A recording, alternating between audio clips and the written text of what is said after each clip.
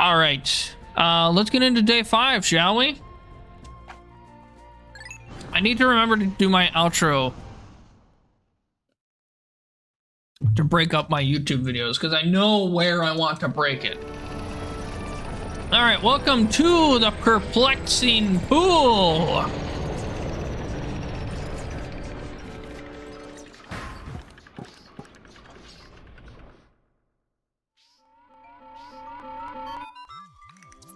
Good morning. The white Pikmin are lodged with the purple ones in my hall. Do people play threes by themselves? I freaking don't. The two types are sleeping well and do not quarrel. I have made them most comfortable. You can call out the white Pikmin by standing in the light beneath me and pressing A. On a separate note, be wary of overworking yourselves. Taking a break can be courageous too. To retire early for the day, press start/pause to access the radar stream, then press R, and then select go to sunset.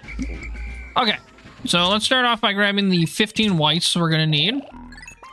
And then we will need the rest of the in reds here. As we are going to encounter plenty of new enemies that we'll get to read at the end here of day 5. And of course, we get a cutscene for the yellows. Look, off in the distance, wild Pikmin. Can you see them, Captain Olimar? They are yellow Pikmin. You encountered them when you crashed on this planet, correct? It would be most helpful if they remember you. Like the red ones did. Yes, most helpful. Alright, so we're gonna first run into these guys here. These are the Shearwigs. They are very familiar with the other sheer grubs we had seen so far, but these guys can fly. So they're a little bit different. We are not going to carry their corpses. We may save them for the yellows. If you get here on day 4, for some reason an egg falls from the ground, or from the sky, from the sky. I'm not sure why. But here we have another new enemy. This is the yellow Wollywog. He will jump up and try to crush your Pikmin. As long as no one is underneath him, he's not too bad.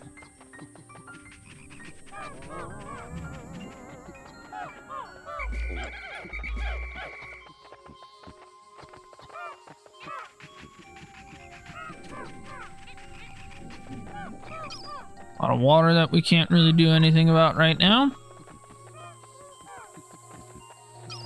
Alright, so we're gonna go ahead and get up here.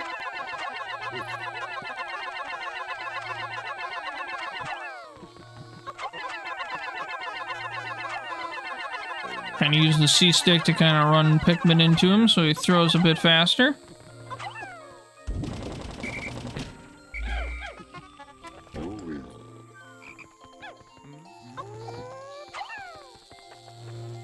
Actually, you know what, Lou? You take this guy. And you go ahead and head back. Alright, we have another new enemy here. This is the swooping snitch bug. He doesn't exactly kill anything, but he will grab your Pikmin and plant them back into the ground, turning them back into leaves. He's more of a nuisance than anything. And we've got this big boy. This guy here. Sir Lance to mouth, my man. What? This right here is the fiery Bullblax. As you can see, he is on fire, so you can really only fight him with reds. You can cheese him with purples a bit. He is very tanky and has a lot of HP. But with that, we are able to deal with him. So he is not too bad. And we will... Oh, gosh dang it, I keep thinking Louis up here. Sorry.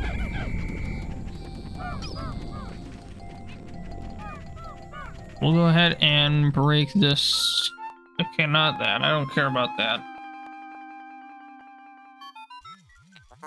What is this? A strange, wild, botanical entity has spread across the ground here. Interesting. I'm detecting other plant life suffocating beneath it.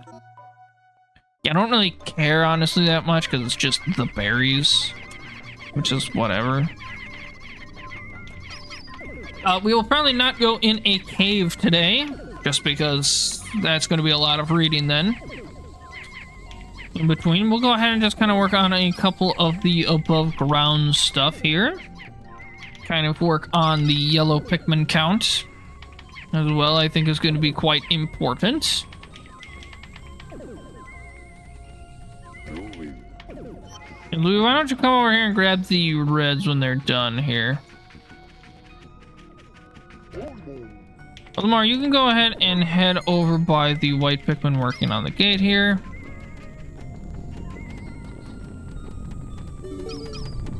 Louis, you can now go ahead and grab the reds here. There's a couple things for you to kill before you go and put them back. We do have another fiery blowhog we got to deal with here.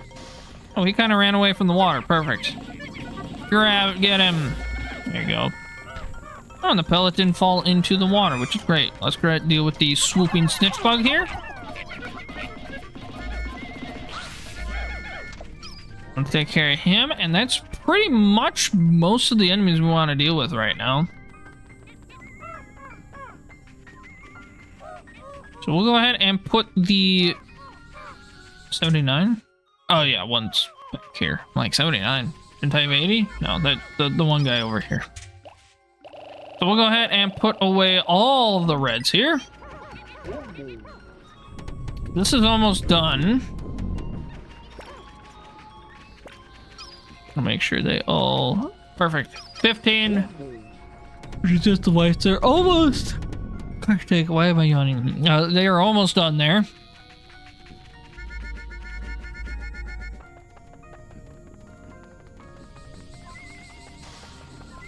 There's another treasure we'll maybe try to get up here.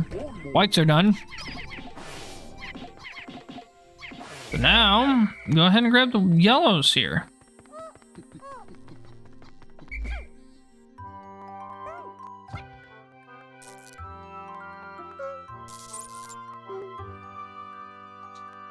Say hello to the yellow Pikmin. The yellow Pikmin have climbed down the tree and are staring in this direction. They appear to like high places and seem to be quite light. They also have very large ears. If I had named them, I would have called them ear Pikmin. But I will use the name Olimar gave them. Curious, my static electricity sensors are reacting violently. What could this mean? So yellow Pikmin. They are a little different than how they worked in the first game. As instead of being able to throw bomb rocks like in the first game, they are now immune to electricity. They still have the high throwing height that they had before, but they now have static electricity then instead. You guys really struggling with this that badly?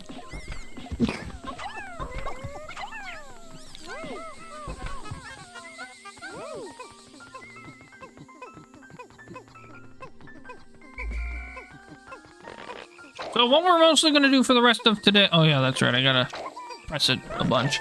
What we are probably going to do for the rest of day 5 here is kind of just build up the yellow Pikmin count. Make sure we're doing good on the yellow numbers here.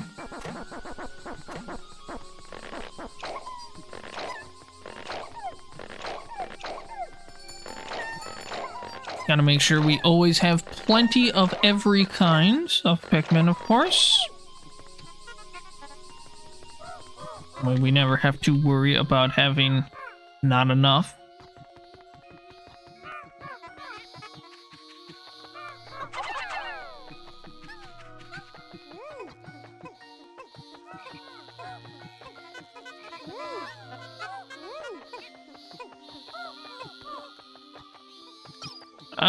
Is there anything else to grab over there? I don't think so, you know.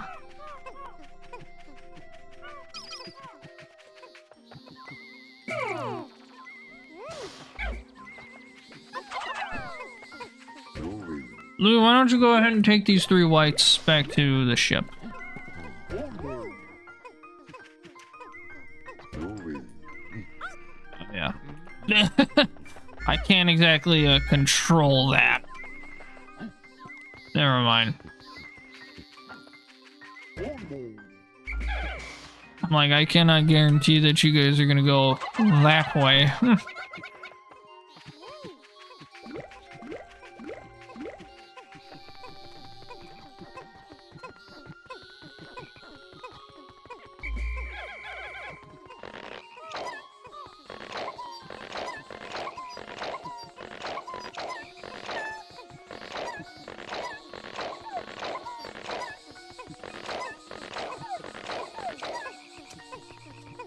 Alright, so we've got... Let's go ahead and grab the grass here. Try to get some nectar out of this. Come on.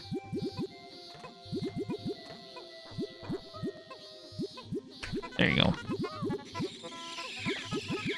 Okay, now we'll come back later. I at least wanted to get a couple of these at least flowered up.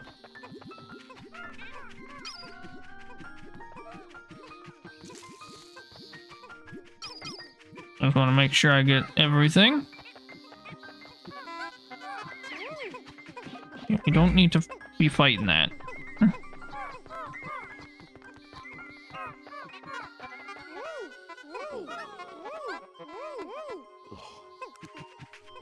Okay, that'll at least work. Look, you have some more whites. There you go.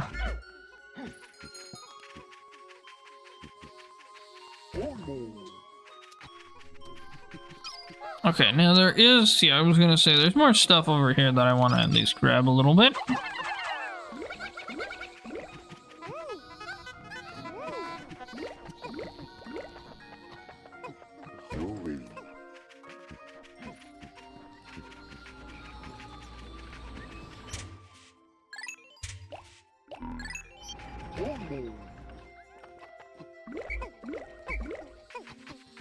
I grab like one of you.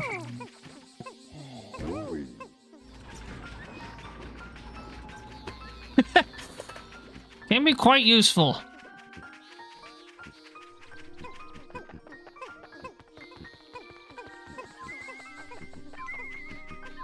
They took such a wide turn there, my gosh.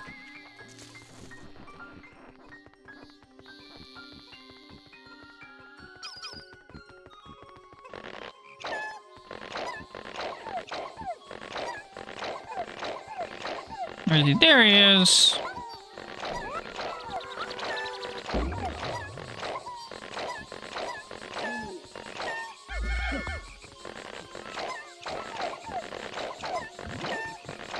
Oh, we're actually getting a butt out of that. Could have left him in the ground for so long.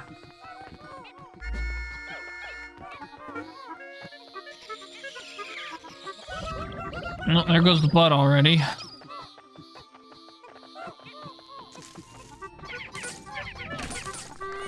Ah, not these again. I'm gonna say, I think I've already killed some of these before.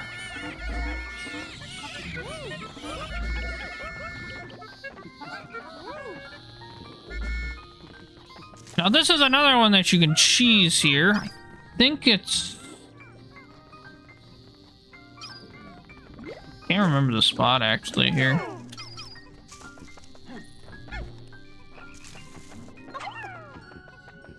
Is it like here or something? No.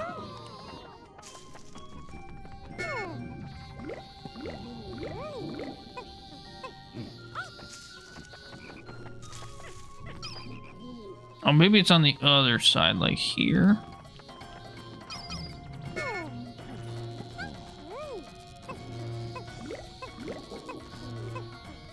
Yeah, he has no idea what to do there.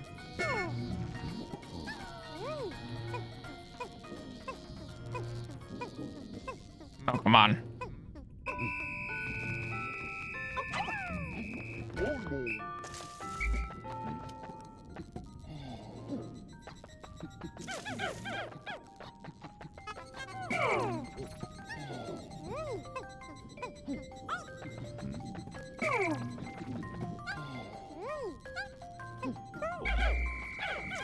I know we're not gonna play around with that now. I gotta. There's like weird glitchy spots, but I can never remember exactly where they are.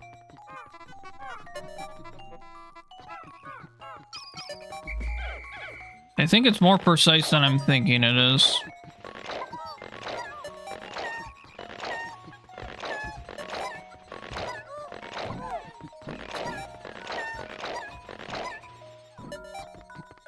Okay, we got everyone though.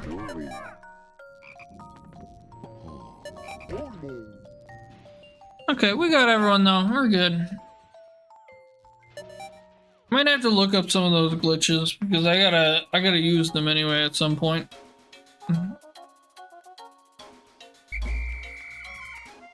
Did I grab any of the treasures actually today? I think I just focused on building up the yellows. Pretty much that's it.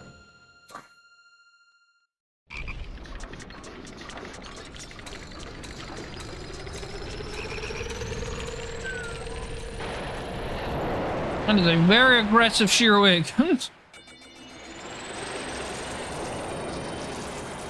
Very, very sped up boy. Today's report. We made no money. But we got 91 yellows. That's pretty much it. We didn't get any other types. We only got more yellows. Olimar! Terrible news! I thought I went to Happy Hocotate Savings and Loans. But it seems my loan came from the shop next door. All-devouring black hole loan sharks. Oops. Sounds like you problem.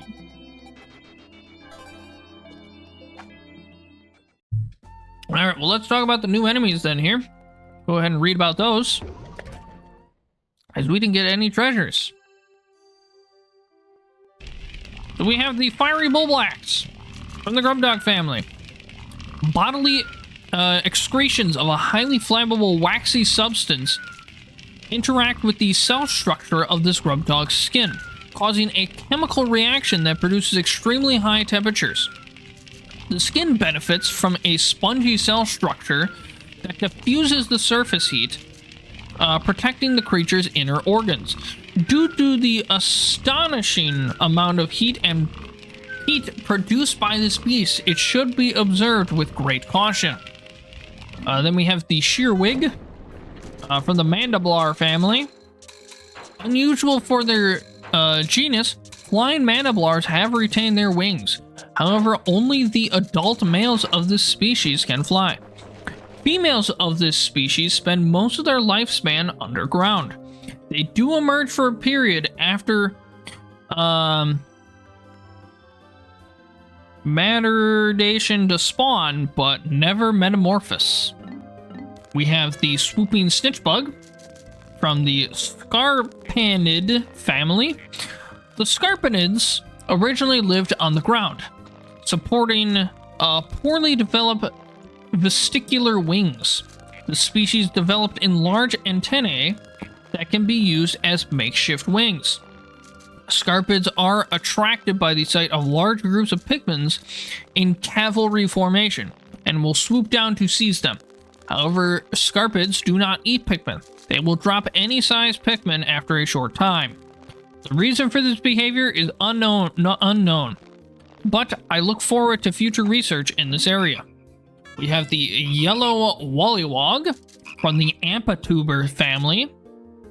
This magnificent specimen has the brightest gold coloration and the greatest number of latrinal spots of any member of the Ampatuber family.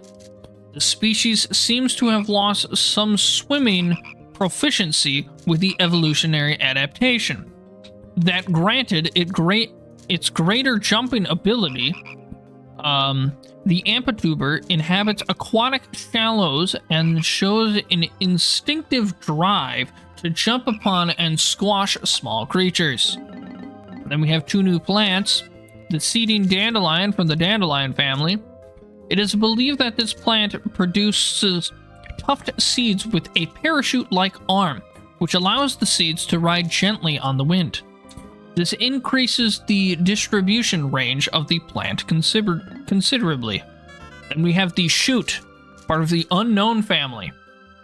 It's a young shoot of some kind. But what kind of tree species does it belong to?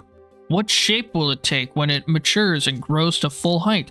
Unfortunately, we are only able to obtain information from our portable scanners on a select few of the countless number of species we've encountered.